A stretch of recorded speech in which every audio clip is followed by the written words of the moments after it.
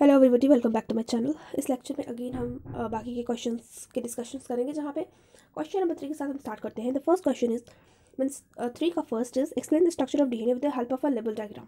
सो यहाँ पे एक डायग्राम की हेल्प से हमें बताना है well labelled structure of DNA. सबसे पहला तो आप देखो structure of DNA and RNA, जहाँ पे डीएनए क्या है, डबल हेलिक्स स्ट्रक्चर है। तो स्ट्रक्चर बेसिस पे जब हम कुछ भी पढ़ेंगे तो सबसे पहले आपको जो याद रखना है which will be double helix, means double helix structure होता है।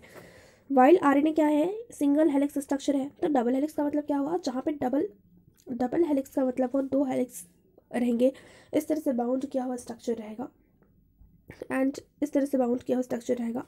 वही सिंगल हेलिक्स का मतलब it will be like this, it will be like this. Double helix का मतलब इसके ऊपर से और एक बाउंडेड इस तरह से रहेगा एंड देन एक और आकर ऐसे बाउंड करेगा। This is DNA. आरएनए का मतलब बस इतना एक ही स्टैंड रहेगा। सो ये हुआ आपका double helix and single helix, जो कि डीएनए में डबल हेलिक्स रहेगा, आरएनए में सिंगल हेलिक्स रहेगा। डीएनए को क्या बोलते हैं, डीऑक्सीराइबोस न्यूक्लिक एसिड। और डीएनए ऐसा मॉलिक्यूल है that will contain the instructions an organism need to develop life and reproduce.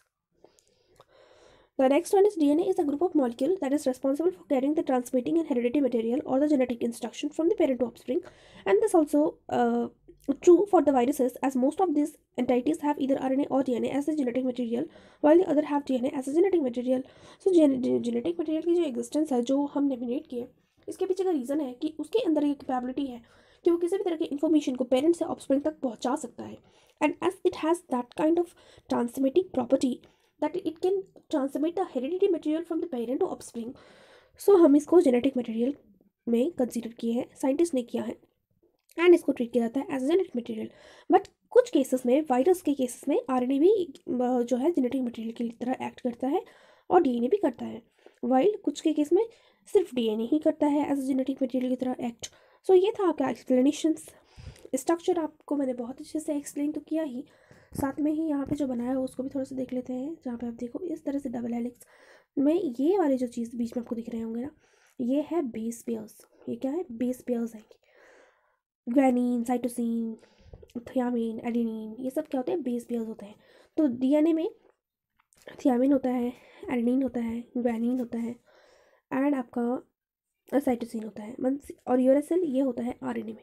यानी कि ये एक सेकेंड, यानी कि जी यू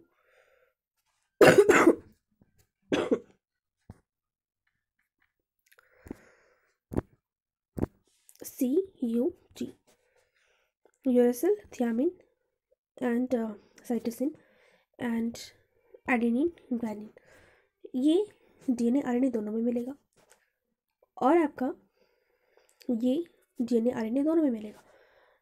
इस दोनों में से थियामिन रहेगा डीएनए में, यूरेसिल रहेगा आरएनए में। तो इस तरह के बेस पेयर्स होंगे। उसके बाद में ये वाला जो स्ट्रक्चर आप देख रहे हो, ये है सुगर फॉस्फेट बैकबोन।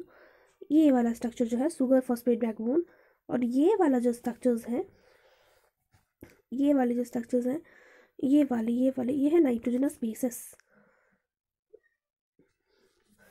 तो इस तरह से हमने आपको क्वेश्चन नंबर 3 का ए एक्सप्लेन किया।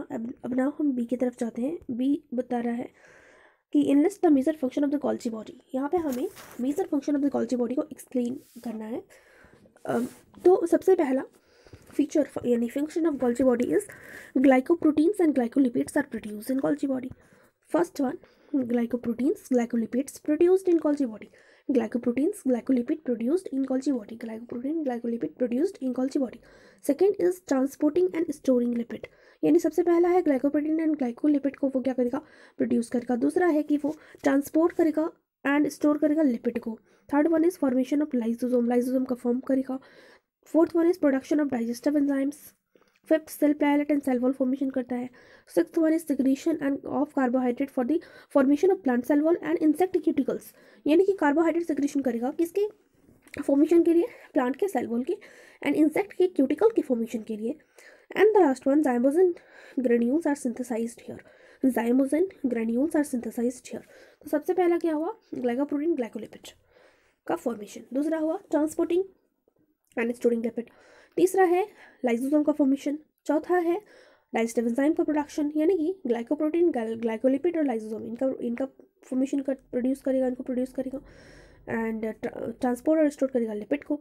डाइजेस्टिव एंजाइम का प्रोडक्शन करेगा। सेल पैलेट सेल वॉल को भी फॉर्म करता है, यानी सबसे पहले तो फॉर्मेशन वाले याद रख लेना है, glycoprotein, glycolipid and digestive enzymes and lysosome. ये आपके 3 पॉइंट हो गए फॉर्मेशन में। फिर उसके बाद में हो गया स्टोर एंड ट्रांसपोर्ट में, तो स्टोर एंड ट्रांसपोर्ट में लिपिड एंड फिर प्रोडक्शन में digestive enzymes, also carbohydrate secretion में प्रोडक्शन ही हुआ एक तरह का वो भी, तो सिक्रीशन में कार्बोहाइड्रेट जो कि plant cell wall and insect cuticles के फॉर्मेशन करेगा and cell plate cell wall का भी फॉर्मेशन और zymogen granules are synthesised. So that's all for this video. We soon come up with some more important question of this chapter in the next video.